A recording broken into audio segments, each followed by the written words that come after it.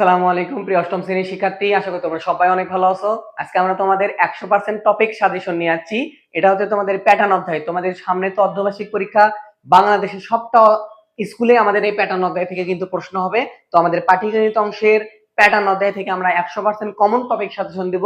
আশা করি তোমরা যদি বিশ্বাস রেখে এই টপিকগুলো তোমরা একটু রিভাইজ দিয়ে দাও, 100% কিন্তু পরীক্ষায় তুমি কমন পাবা। তো চলো আমাদের ক্লাস 8 এর গণিত সাজেশনের প্যাটার্ন অধ্যায় টপিক সাজেশন দেবো। 100% তুমি পরীক্ষায় কিন্তু কমন পাওয়া অবশ্যই। তার সাথে সাথে একটু সূত্র আমি দেখে দেবো, এগুলো পড়লে তো এনাফ, একদম এনাফ, বুঝতে পারছো? তো চলো আমাদের 100% টপিক সাজেশনের আমরা ক্লাসে আমরা ঢুকে পড়ি। তো এখন আসো, শুরুতে আমরা আগে সিলেক্ট করব আমাদের এই অর্ধবার্ষিক পরীক্ষায় পাটিগণিত অংশে কি কি আছে। তো দেখো, আমাদের এই অর্ধবার্ষিক পরীক্ষায় বাংলাদেশের 90 আপ স্কুলে আছে কি এই প্যাটার্ন অংশটা আছে আর মুনাফা আছে, বুঝতে পারছো? কিছু কিছু স্কুলে আমাদের এই পরিমাপ আছে, আবার কিছু কিছু স্কুলে পরিমাপ নাই। তো আমাদের কাজ করব আমরা পাটিগণিত অংশে এই দুইটা নিয়ে। তো প্যাটার্ন অধ্যায় থেকে আজকে আমরা কিছু কিছু সিলেক্টেড টপিক দেবো। এই টপিক থেকে তোমার পরীক্ষার 100% কমন তুমি প্রশ্ন কিন্তু পাবা ভাইয়া। তো দেখো আমরা শুরু করি, চলে যাই প্যাটার্ন অধ্যায়ে। তো প্যাটার্ন অধ্যায়ের শুরুতেই আমাদের এখানে দেখো প্যাটার্ন কি জিনিস তার একটা বিস্তার একটা আমাদের কি দিচ্ছে বলতো, সংজ্ঞা আকারে পার্থক্য বুঝিয়ে দিছে। তো আমাদের প্রথম কাজ কি, প্যাটার্নের সংজ্ঞাটা আমাদের একটু উপলব্ধি করতে হবে বা বুঝতে হবে। তুমি যদি প্যাটার্নের এই সংজ্ঞাটা ভালো করে বোঝো, যে তাহলে আমাদের কিন্তু এখান থেকে কাজ দিবে। তাহলে প্যাটার্ন জিনিসটা কি, নির্দিষ্ট একটা নিয়মে ধারাবাহিকভাবে সামনের দিকে অগ্রসর হয়ে যাওয়া। তুমি সংজ্ঞা মনে রাখার দরকার নেই, কিন্তু প্যাটার্নটা কি, প্যাটার্ন হচ্ছে নির্দিষ্ট একটা নিয়ম, একই নিয়মে সামনের দিকে সংখ্যাগুলো আস্তে আস্তে বৃদ্ধি পাচ্ছে, এই জিনিসটাকে আমরা প্যাটার্ন বলে থাকি। এই জিনিসটা তুমি খালি উপলব্ধি করো, তাহলে প্যাটার্নের জিনিসটাকে তোমার কাছে সহজ মনে হবে। একটু আমরা ভিতরে চলে যাই, তো এখান থেকে আমাদের কি কি টপিক আসতে পারে। তো প্যাটার্ন জিনিসটা জানতে গেলে আমাদের সর্বপ্রথম হচ্ছে যে আমাদের স্বাভাবিক সংখ্যা সম্পর্কে একটু ধারণা থাকতে হবে। যে আমাদের স্বাভাবিক সংখ্যার প্যাটার্ন বা প্রাইম নাম্বার, অর্থাৎ স্বাভাবিক সংখ্যা কাকে বলে ভাইয়া বলতো? শূন্য ব্যতীত সকল সংখ্যাকে কি বলা থাকে বলতো? স্বাভাবিক সংখ্যা। আর এই প্যাটার্ন থেকে আমাদের কি বলতো, মৌলিক সংখ্যা, এই যে মৌলিক সংখ্যা আছে না, এই প্যাটার্ন অধ্যায়ের থেকে মৌলিক সংখ্যা থেকে 100% তোমার প্রশ্ন হবে। সেটা কি বলতো, আমাদের এসকিউ এ হতে পারে অথবা এমসিকিউ এ হতে পারে। এমসিকিউ অথবা এসকিউ এ তুমি 100% কমন দিচ্ছি, এই মৌলিক সংখ্যা টাইপ থেকে তোমার এই প্যাটার্ন অধ্যায়ের ভিতর থেকে প্রশ্ন হবে, বুঝতে পারছো?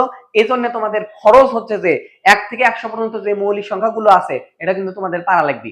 1 থেকে 100 পর্যন্ত মৌলিক সংখ্যা তোমাদের মুখস্থ ঠোঁটস্থ থাকতে হবে, তাহলে তুমি 2 মার্ক সর্বনিম্ন হলে তুমি কমন পাবা। যদি শর্ট কোশ্চেন আসে তাহলে 2, আর যদি তুমি এমসিকিউ আসে তাহলে 1 পাবা। আর অন্যান্য অধ্যায়ও হুট করে তোমার কাজে লাগতে পারে। অর্থাৎ সর্বপ্রথম কাজ হচ্ছে তুমি মৌলিক সংখ্যা যে আমাদের 1 থেকে 100 পর্যন্ত আছে এটা তুমি মুখস্থ করে নেবা, মোটামুটি আমাদের আসবে। এরপরে আমাদের এখান থেকে আরো কিছু আসতে পারে, সেটা হচ্ছে ধরো এই যে এখানে একটা উদাহরণ আছে, যে উদাহরণে বলছে সংখ্যাগুলোর পরবর্তী দুটি সংখ্যা নির্ণয় করো। এই নিয়মের 100% শিওর থাকো, তুমি একটা শর্ট কোশ্চেন পাবা আর একটা এমসিকিউ পাবা। যে যে কোনো একটা প্যাটার্ন দিবে, দিয়ে বলবে এর পরবর্তী দুটি সংখ্যা নির্ণয় করো, এর 3 নাম্বার সংখ্যা নির্ণয় করো, এর 4 নাম্বার সংখ্যা নির্ণয় করো। এই টাইপের থেকে তুমি কিন্তু 100% একটা কমন পাবা। এরপর আসো, এরপর আমাদের কি আছে বইয়ের, দেখো সেম নিয়মের ভাইয়া, দেখো আমাদের এখানে সেম নিয়মের এগুলো দেওয়া আছে। তো দেখো আমাদের এখানে অপশন কি দেওয়া আছে, এই উদাহরণ 2 পরবর্তী দুটি সংখ্যা নির্ণয় করো, উদাহরণ 3 পরবর্তী তিনটি সংখ্যা নির্ণয় করো, পরবর্তী সংখ্যা নির্ণয় করো। বুঝতে পারছো এই বিষয়টা? তাহলে কি ক্লিয়ার? এরপর আসো আর কি আছে। এরপর আমাদের একটা গুরুত্বপূর্ণ জিনিস সেটা হচ্ছে এখান থেকে 100% শিওর আসবে যে এই যে ফিবোনাক্কি, আমাদের এই যে ফিবোনাক্কি সংখ্যা, এখান থেকে তুমি শিওর ধরে থাকো যে 100% কমন তোমার শর্ট কোশ্চেনে আসবে সংখ্যা আসতে পারে যে ফিবোনাক্কি ক্রমের আমাদের প্যাটার্নের একটা সংজ্ঞা দাও এবং উদাহরণ সহ লেখো। অথবা এমসিকিউ আসতে পারে নিচের কোনটি ফিবোনাক্কি ক্রম বা নিচের কোনটি ফিবোনাক্কি প্যাটার্ন। তো তোমাদের এখান থেকে কিন্তু এটা কিন্তু পড়তে হবে, এটা তুমি শিওর থাকো। এরপর আসো, খুবই গুরুত্বপূর্ণ একটা টপিক, এখান থেকে তোমার শর্ট কোশ্চেন আসে, শর্ট কোশ্চেন আসবে, সেটা হচ্ছে যে স্বাভাবিক ক্রমিক সংখ্যার যোগফল নির্ণয়ের সূত্র। তো স্বাভাবিক ক্রমিক সংখ্যার যোগফল নির্ণয়ের সূত্র কিন্তু আমাদের পারা লাগবে, যে প্রথম সংখ্যা যোগ শেষ সংখ্যা গুণন পদ সংখ্যা ডিভাইডেড 2। এই একটা সূত্র পারলে তুমি সৃজনশীলেও কাজে লাগাতে পারবা, শর্ট কোশ্চেনেও কাজে লাগাতে পারবা, এমনকি এমসিকিউ তে আসতে পারে। তো মনে রাখবা, স্বাভাবিক ক্রমিক সংখ্যার যোগফল সূত্র কি, প্রথম সংখ্যা প্লাস শেষ সংখ্যা গুণন পদ সংখ্যা ডিভাইডেড কি বলতো 2। আশা করি বুঝতে পারছো। দেখো তোমাদের পাঠ্য বইতে এটা দেওয়া আছে, সেটা কি আমাদের দেখো আমাদের 4 নাম্বার পেজে কিন্তু আমাদের এটা দেওয়া আছে যে যোগফল নির্ণয়ের সূত্র।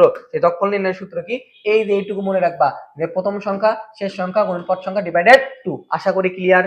এবার আসো বিজোড় সংখ্যার ক্ষেত্রে, বিজোড় সংখ্যা নির্ণয়ের সূত্র কি, বিজোড় সংখ্যা নির্ণয়ের ক্ষেত্রে যেই সংখ্যাটা থাকবে তার উপর খালি স্কয়ার করে দেবা। কি করে দেবা বলতো, এটা cos স্কয়ার, অর্থাৎ বিজোড় সংখ্যার ক্ষেত্রে cos স্কয়ার, এটা আহামরি এরকম আসে না, কিন্তু আমাদের এটা পারতে হবে।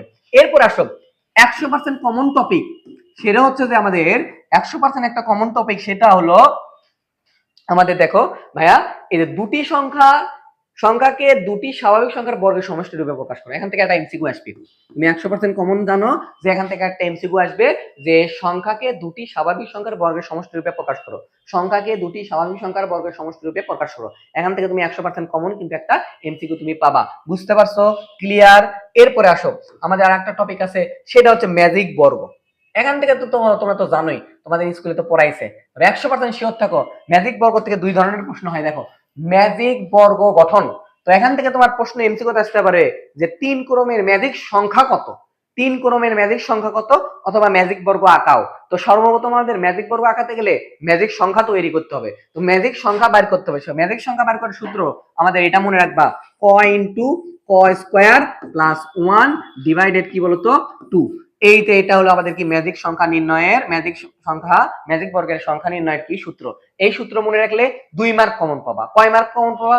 এই সূত্র মনে রাখলে 2 মার্ক কমন পাবা। সেটা কি বলতো? ক ইনটু ক স্কয়ার প্লাস 1 ডিভাইডেড 2। এটা কি আমাদের বলতো ম্যাজিক সংখ্যা নির্ণয়ের সূত্র। তো ম্যাজিক বর্গ নির্ণয় করতে গেলে তাকে সংখ্যা নির্ণয় করতে হবে। এই যে দেখো, আমাদের এখানে বলছে 3 ক্রমের ম্যাজিক সংখ্যা কত বলতো? আমাদের 15। তো 15 কিভাবে আছে? 3 ক্রমের মানে কি, কর দরকার 3 বসাতে হবে। তাহলে 3 তারপরে ইনটু 3 এর উপরে কি বলতো স্কয়ার প্লাস 1 ডিভাইডেড কত বলতো 2। তাহলে দেখো ক্যালকুলেশন গুলো আমরা করি, এই যে 3 এর উপর স্কয়ার 9, 9 এর একে 10, 10 এর সাথে 3 গুণ ডিভাইডেড কত বলতো 2। তাহলে 3 10 কত হয়? 30 ডিভাইডেড 2 ইকুয়াল টু কত হয়? 15 হয় না? এই 15 তারা লিখছে, তারা তো হিসাব করেই লিখছে। এইজন্য ভাইয়া এই একটা সূত্র কমন মুখস্থ রাখলে তুমি এমসিকিউ তো কমন পাবা, শর্ট কোশ্চেনে কমন পাবা, সৃজনশীলে এরকম প্রশ্ন থাকে তখন কিন্তু এই তোমার মান বার করতে হবে। তো এইজন্য এই সূত্রটা অবশ্যই মুখস্থ রাখবা, কাজে লাগবে। আশা করি বুঝতে পারছো। তো এরপরে আসো, আর কি আছে? সংখ্যার খেলা। এখান থেকে আমাদের একটা কি আসবে বলতো? সংখ্যার খেলা। এখান থেকে আমাদের একটা এমসিকিউ আসে। এই যে সংখ্যার খেলা, এখান থেকে আমাদের একটা এমসিকিউ কিন্তু আমাদের আসবে। বুঝতে পারছো? সংখ্যার খেলা সেটা হচ্ছে যে তোমার যে কোনো দুইটা অঙ্ক নিতে বলবে, সেই দুইটা অঙ্ক বিপরীত ভাবে সাজালে তুমি যদি 11 দ্বারা ভাগ করো, তাকে কি ভাগশেষ কি হবে বলতো? শূন্য হবে। সেম ভাবে তুমি যদি দুই অঙ্কের সংখ্যা নিয়ে তুমি যদি বিজোড় সংখ্যা বিয়োগ ফল অর্থাৎ বিয়োগ করে দাও, সেটা আমাদের 9 দ্বারা ভাগ করলে ওটা এরকম আসবে। তো এখানে আমাদের 3টা নিয়ম আছে, এই 3টা নিয়ম থেকে একটা নিয়ম তোমার পরীক্ষাতে এমসিকিউ কিন্তু আসতে পারে। তো দেখো, এরপর আসো সৃজনশীলের জন্য গুরুত্বপূর্ণ টপিক, সেটা হচ্ছে যে জ্যামিতিক প্যাটার্ন।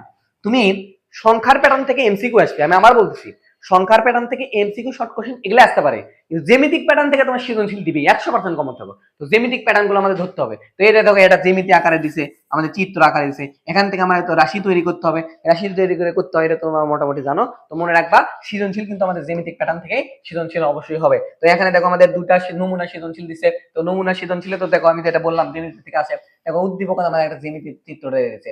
তো এই জ্যামিতিক চিত্র আলা এরকম সৃজনশীল আমাদের কিন্তু আসবে। তো তোমার গাইড থেকে বা শীট থেকে যেখান থেকে তুমি প্র্যাকটিস করবা, জ্যামিতি সংক্রান্ত যে সৃজনশীল গুলো আছে এগুলো প্র্যাকটিস করবা। বুঝতে পারছো? আশা করি ক্লিয়ার। তো এখান থেকে আমাদের পরীক্ষাতে কিন্তু প্রশ্ন আসবে। এরপর আসো, আমাদের অনুশীলনী দুইটা ম্যাথ দেওয়া আছে, অনুশীলনী প্রশ্ন। তো আমাদের অনুশীলনী প্রশ্ন সৃজনশীলের নমুনা দেওয়া আছে। দেখো, এই শর্ট কোশ্চেন, এই ধরনের শর্ট কোশ্চেন আসতে পারে। শুরুতেই বলে দিয়েছিলাম যে পরবর্তী পদগুলো নির্ণয় করো। তো এই ধরনের শর্ট কোশ্চেন আমাদের সৃজনশীল আসতে পারে। এই টপিক তো বলেছিলাম, দুটি স্বাভাবিক সংখ্যার বর্গ সমষ্টি, তারপর তালিকার পরবর্তী চার্ট, সমষ্টির সূত্র যে বলে দিই, যেগুলো আমি বললাম সেগুলো কিন্তু নমুনা প্রশ্ন দিছে। তার মানে ভাই, আমি যেগুলো কথা বলতেছি তোমরা জাস্ট শেষ সময় এসে এগুলো একটু রিভাইজ দাও, তাহলে কিন্তু তুমি 100% উপকৃত হবা। এরপর আসো, নমুনা প্রশ্ন থেকে তোমরা কি পড়বা এটা পড়তে পারো। যে নমুনা প্রশ্ন থেকে আমাদের যে প্রশ্নগুলো দেওয়া আছে একটু পড়ে নেবা, সেটা বিশেষ করে শর্ট কোশ্চেন পার্টটা।